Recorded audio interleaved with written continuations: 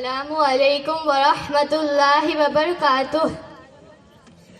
الحمد للہ وکفی وسلام علی عبادہ الذین اصطفی، اما بعد، اعوذ باللہ من الشیطان الرجیم، بسم اللہ الرحمن الرحیم۔ آج میری تقریر کا موضوع ہے روزہ۔ میں نے آپ حضرات کے سامنے قرآن کریم کی ایک آیت تلاوت کی ہے، جس کا ترجمہ یہ ہے کہ اے ایمان والو، تم پر روزے فرض کیے گئے جیسا کہ تم سے پہلے فرض کیے گئے، تاکہ تم پرہیزگار بن جاؤ۔ معلوم ہوا کہ روزے کی فرضیت کا مقصد تقوی اور پرہیزگاری کا ہے، جو انسان کی زندگی کا مقصد بھی ہے۔ انسان اس دنیا میں آ کر اس کی رنگینیوں میں کھو گیا ہے اور اپنے مقصد حیات کو بھول کر کھانے پینے اور نفسانی خواہشات کی تکمیل میں لگ گیا ہے۔ اس کی تمام کوششیں پیٹ بھرنے اور نفس کی پیروی میں صرف ہونے لگی ہے۔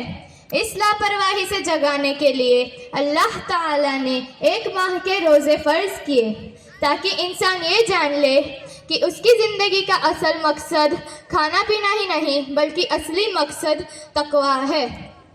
ایک حدیث میں آیا ہے کہ رمضان شریف کے بارے میں 5 چیزیں مخصوص طور پر دی گئی ہے، جو پہلی امتوں کو نہیں دی گئی تھی۔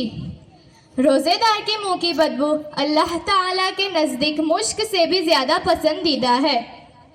روزے داروں کے لیے سمندر کی مچھلیاں بھی دعائے مغفرت کرتی ہے اور افطار کے وقت تک کرتی رہتی ہے۔ روزے داروں کے لیے جنت سجا دی جاتی ہے۔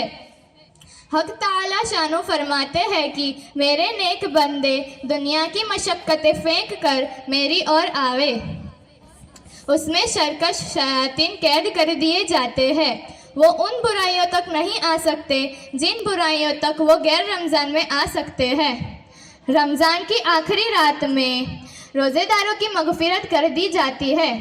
صحابہ کرام نے عرض کیا، کیا یہ شب قدر ہے؟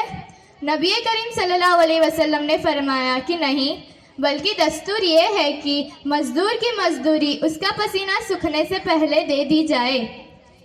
آپ صلی اللہ علیہ وسلم نے ارشاد فرمایا کہ 3 آدمیوں کی دعا کبھی رد نہیں کی جاتی، ایک عادل بادشاہ، دوسرا مظلوم، تیسرا روزے دار جب تک وہ افطار نہ کر لے۔ ایک حدیث میں یہ بھی آیا ہے کہ جنت میں ایک دروازہ ہے جس کو ریان کہا جاتا ہے، اس دروازے سے قیامت میں روزے دار ہی داخل ہو سکیں گے۔ جب آخری روزے دار داخل ہو جائے گا تب وہ دروازہ بند ہو جائے گا، پھر اس سے کوئی داخل نہ ہو سکے گا۔ آخر میں یہ دعا ہے کہ اللہ تعالی ہم سب کو روزہ رکھنے کی توفیق عطا فرمائے، آمین۔ السلام علیکم۔